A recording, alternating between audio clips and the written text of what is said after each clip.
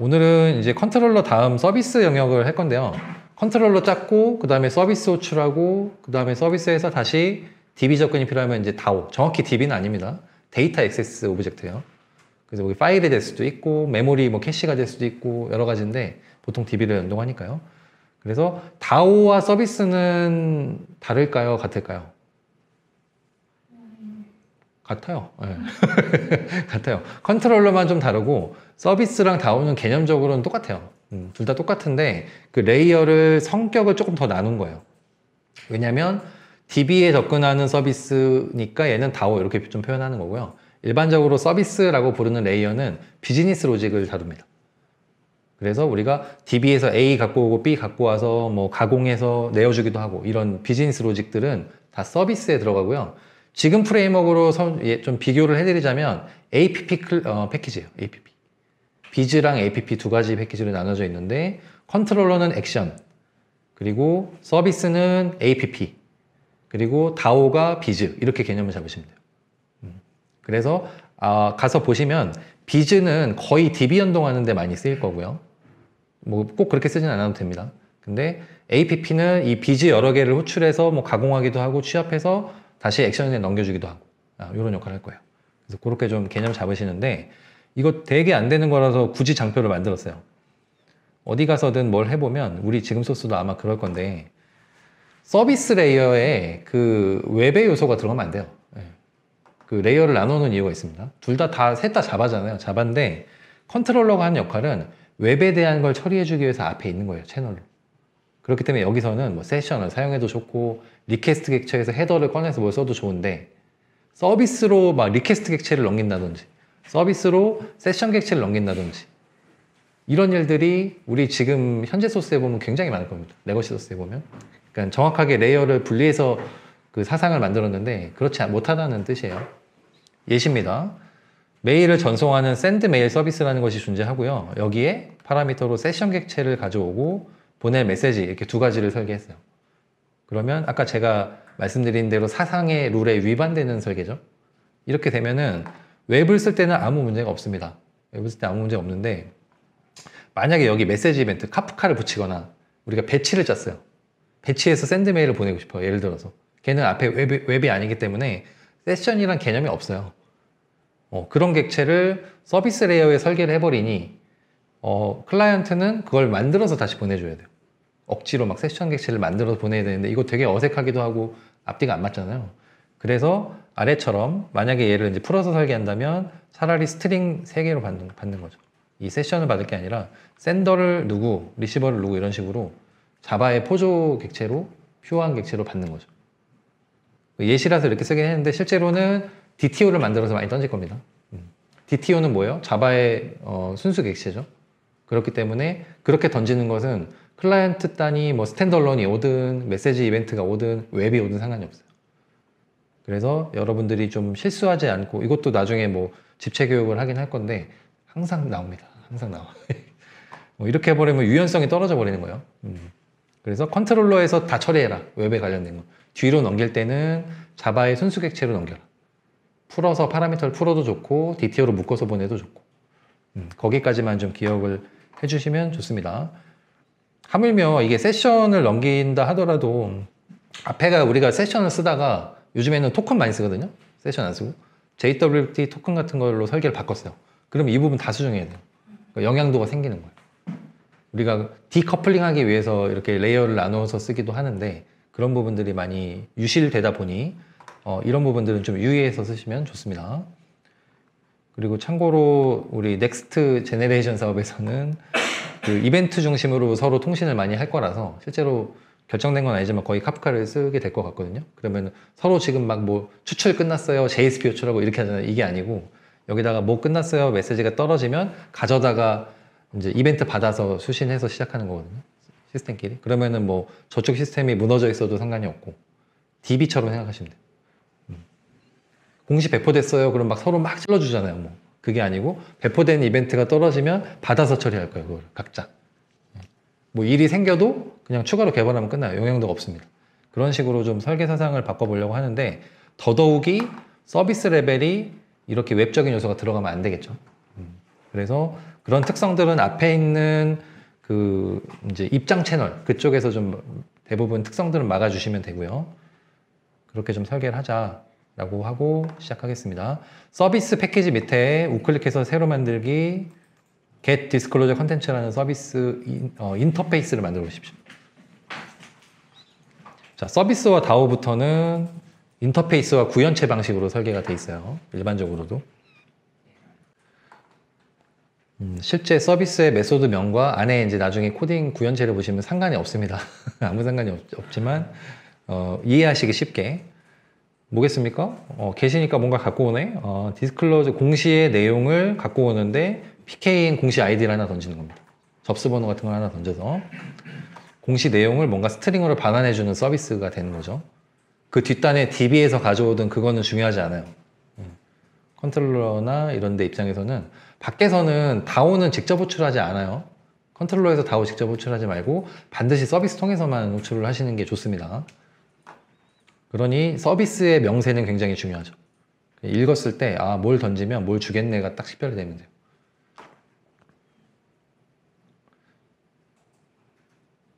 간단하죠? 그걸 만드신 분들은 자동으로 임플리멘트 구현체를 만드십시오. 우클릭해서 넘기시고 지금은 제가 설명하지 않는데 인텔리제 같은 거 쓰시면은 자동으로 저렇게 구현체 만들어주고 이런 단축키들이 있어요. 그러면 조금 더 쉽게 이제 하실 수는 있는데 우선은 그냥 해보시죠. 아마 여기까지 치시면은 뭔가 얘가 이렇게 딱 마우스 올려보시면 뭐 자동으로 생기고 이런 거 뜰 거예요. 안 떠요? 그럼 치세요 좀. 그래서 여기 오버라이드 해서 붙는 게 그 지금 인텔리제가 만들어준 소스거든요. 이게. 이 내용을 쳐보십시오. 당연히 우리가 인터페이스에 하나의 메소드를 퍼블릭으로 선언했기 때문에 구현체에서도 그 구체적인 내용을 이제 작성해 줘야겠죠. 그 내용이 여기 되게 중요하진 않으니까 뭐 하시다가 막 저걸 그대로 치지 마시고 대충 이렇게 좀 스트링은 줄여서 쓰셔도 돼요. 로그 같은 거 안 찍으셔도 되고요. 예제에는 있지만 그냥 치시면서 들으세요. SLF4J는 우리가 지난번에도 했지만 로그를 밑에 쓸 거기 때문에 선언한 거고요. 로그 안 쓰면 이거 선언 안 해도 돼요. 그리고 이번에는 레스트 컨트롤러 어노테이션이 아니라 골뱅이 하고 서비스라고 붙였어요. 컨트롤러나 레스트 컨트롤러 또는 서비스 그리고 다음 주에 이제 저희가 DAO를 짤 건데 거기는 레파지토리 이렇게 붙거든요. 그 녀석들이 전부 다 컴포넌트라고 하는 어노테이션을 상속합니다. 그래서 중요한 거는 서비스냐 레파지토리냐가 아니라 이거는 그냥 이름만 다를 뿐이에요. 컴포넌트다 이게 제일 중요합니다. 스프링에서. 컴포넌트라는 어노테이션이 들어가야만 스프링의 빈으로 승격이 돼요. 다시 말하면 우리가 메인 클래스를 실행하면서 스프링이 전부 다 우리가 만들어 놓은 것들을 이렇게 인스턴스를 만들어요. 쉽게 말해서 우리 new 해서 객체 바인딩 하는 것처럼 인스턴스를 자동으로 만들어 주는데 그 대상이 되는 게 이런 어노테이션들입니다. 서비스가 있느냐, 뭐 레스트 컨트롤러가 있느냐, 컨트롤러가 있느냐, 레파지토리가 있느냐. 당연히 골뱅이하고 컴포넌트 하셔도 무방합니다. 똑같아요, 기능이. 근데 명시적으로 얘 서비스네, 얘 다오네, 얘 컨트롤러네 하기 위해서 우리가 그렇게 정의해서 쓰는 거예요. 그래서 서비스에 살짝 이렇게 컨트롤하고 눌러보시면 안에 이제 구성 요소가 나오거든요. 컴포넌트 있죠. 이게 제일 중요한 겁니다. 뭐 이제 우리 과정에는 없습니다만 나중에 여기 컨피규레이션 이런 것도 선언할 수 있거든요. 걔도 똑같아요. 환경 설정하는 빈이에요, 그거예요. 자바 빈인데 컴포넌트라는 게 있는 것만 식별해요. 스프링은. 자, 우리가 만약에 지금 프레임워크에서 시스템이어를 기준으로 서비스라는 걸 새로운 패키지를 만들고 서비스를 새로 APP죠. 만들었다고 쳐요. 뭐 만들어야 됩니까? 엑스컴프. 그리고 엔트 빌드 때문에 이런 거 다 해줘야 되잖아요. 그런 것들이 요 서비스입니다 라고 한 줄로 끝나는 겁니다. 컨텍스트에서 즉 왓스에서 얘가 컴파일 대상입니다를 자동으로 식별하는 게 이 방식이에요. 선언만 해주면 알아서 읽어갑니다. 그래서 간혹 서비스 패키지에다가 소스 만드셨는데 요거 안 붙이시면 실행해도 얘를 못 찾아요.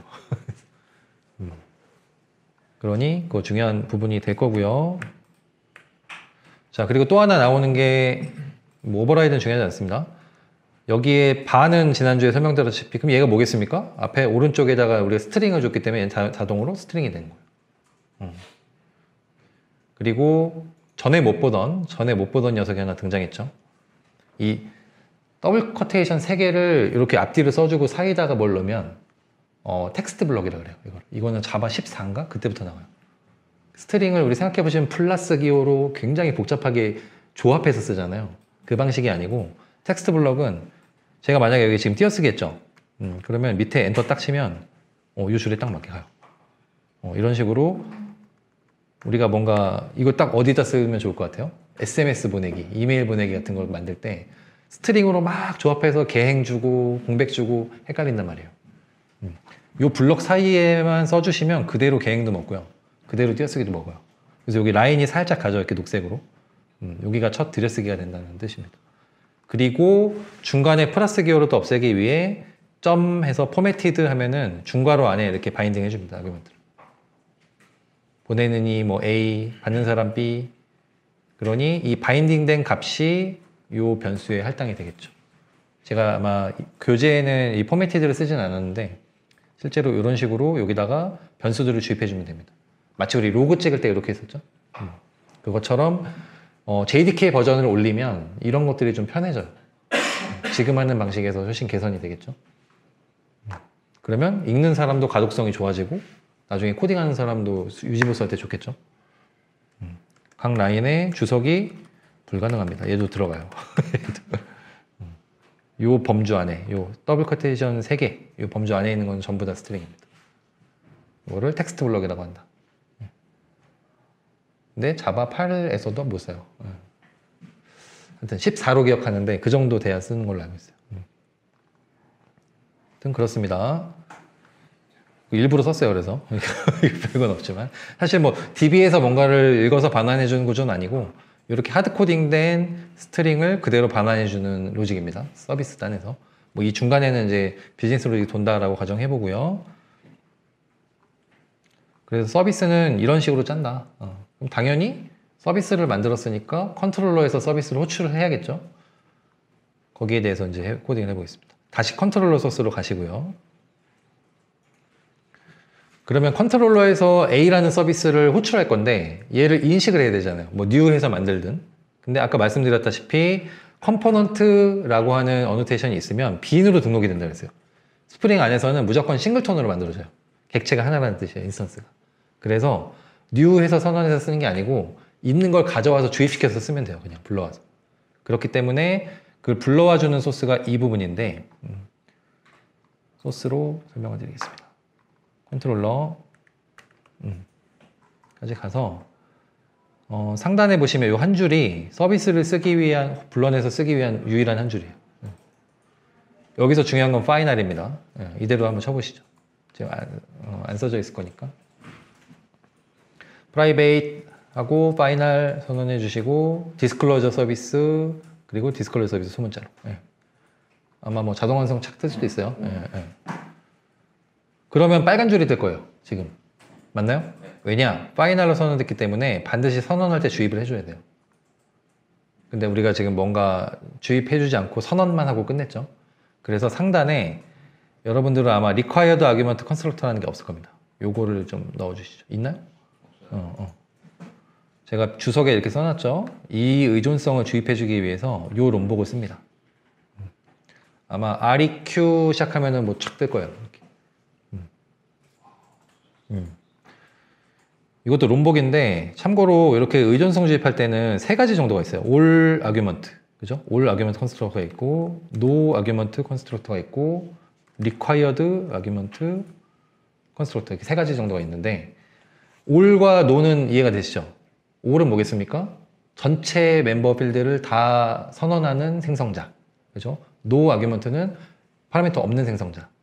required는 반드시 구현해야 하는 필수 요소가 있는 경우에만 생성자를 만들어줘라 그런 의미예요. 우리가 파이널을 선언했기 때문에 얘는 required에 매핑이 돼요. 그래서 얘는 생성자 주입 방식 이렇게 불러요. 그리고 여기 쓰진 않을 건데 또 한 가지 방법 많이 쓰는 게 있는데 우리 아마 우리 기존 소스의 옛날 거에는 좀 그런 게 있을 건데 여기 제 파이널을 제거하고요. 여기에 오토 와이어드라고 치면은 또 주입이 돼요. 두 가지 중에 하나를 써요. 그래서 이 방식을 예전에 많이 쓰다가 간편하니까 쓰다가 이 방식으로 많이 쓰게 된 데는 요즘에는 그 테스트 코딩을 많이 하거든요. 테스트 주도 개발이라고 해서 테스트를 할 때는 이 오토 와이어드가 안 먹어요. 이게 스프링에서만 먹는 거라서. 근데 얘는 롬복이라 그랬죠.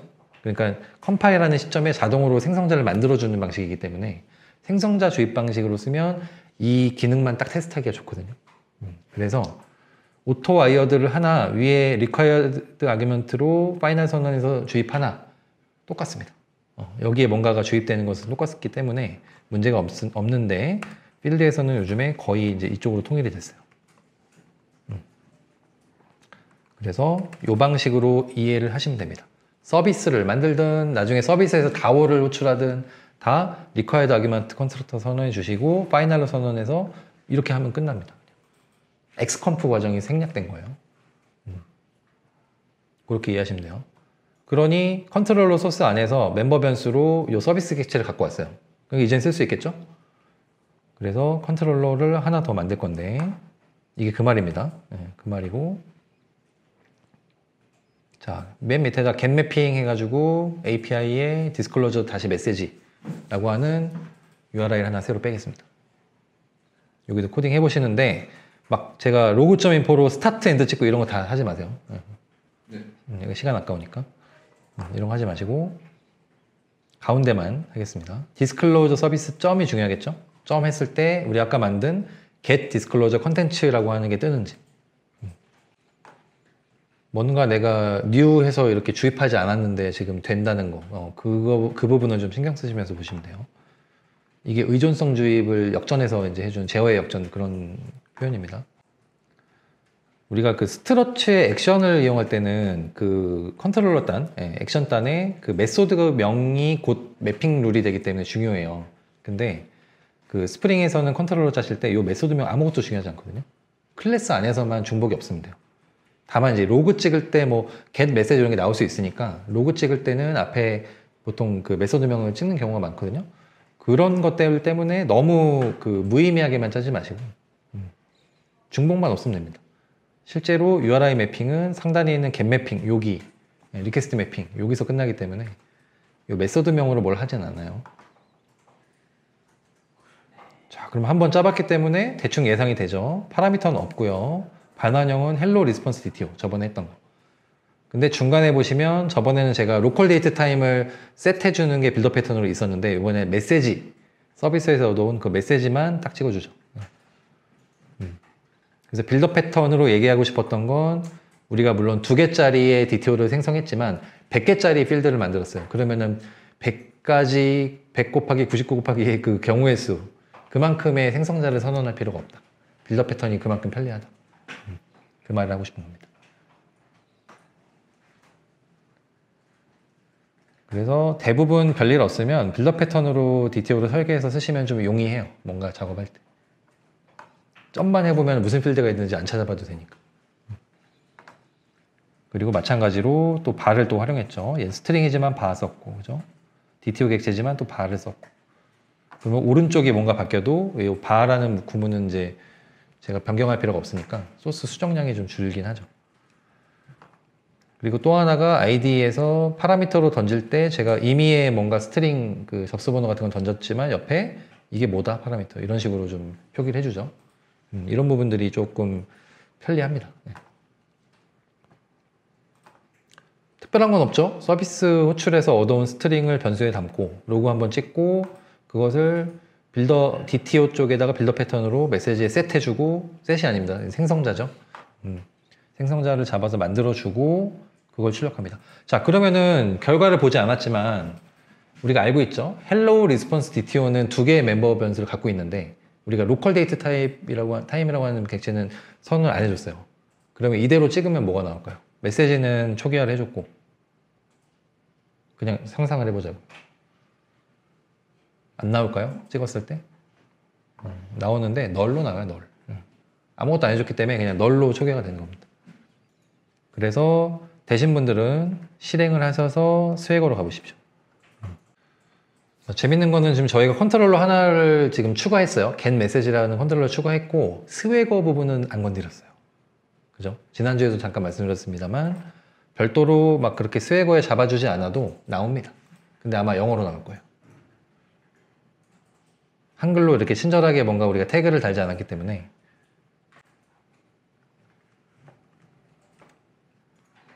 되신 분들은 띄우고 로컬호스트에 API 닥 치시면 뭔가 나올 겁니다. 뭔가 나오는데 저는 다 달았어요. 저는 다 달아서 디스클로저 메시지라는 데다가 그 스웨거 쪽에다 인터페이스를 더 정의해서 태그를 줬거든요. 그래서 이렇게 메시지 제이슨 리턴 이렇게 나오는 거고 여러분들은 안 나올 거예요. 그 나중에 할 건데 저희가 나중에 이제 유저라는 또 디테일 하나 만들 거거든요. 나중에 이제 DB 연동하면 그랬을 때 이 명세만 딱 보더라도 전체 사용자 번호를 갖고 오는데 켰어요. 근데 리스폰스 객체에 이그젠플 샘플이 먼저 보이고 여기 스키마 있죠? 스키마를 딱 누르시면 그 선언해놓은 DTO의 명세를 읽어서 스웨거가 또 표현해줘요. 그러면 아이디, 패스워드, 네임이 세 가지가 있고 네임에 별표가 있는 건 뭐겠습니까? 필수. 필수 조건이고 이렇게 또 눌러주면 여기에 제가 또 다 달아놨어요. 한글로 이렇게. 그래서 DTO에다가도 나중에 그 스키마라고 하는 어노테이션으로 명세를 잡아주면 이런 식으로 이것만으로도 어떤 명세가 돼요. 그러니까 얘는 돌려봤는데 아이디, 패스워드, 네임 세 가지가 돌아오겠네를 예측할 수가 있는 거죠. 제가 막 민맥스라고 하는 이런 것도 다음 주에 실습할 겁니다. 그런 것도 정의해 놓은 게 바로 보이네요. 이거는 스웨거 버전이 올라가면서 좀 좋아진 것 같고요. 자, 어쨌든 그래서 그대로 실행해 볼까요? 트라이 아웃해서 실행을 해보시면 예상대로 메시지라는 거는 생성자에 저희 빌더 패턴을 넣어줬기 때문에 나오고 로컬 데이트 타임은 널로 나오고를 확인해 보시면 됩니다. 그리고 얼마나 걸리는지를 하단에 시간이 시키고요.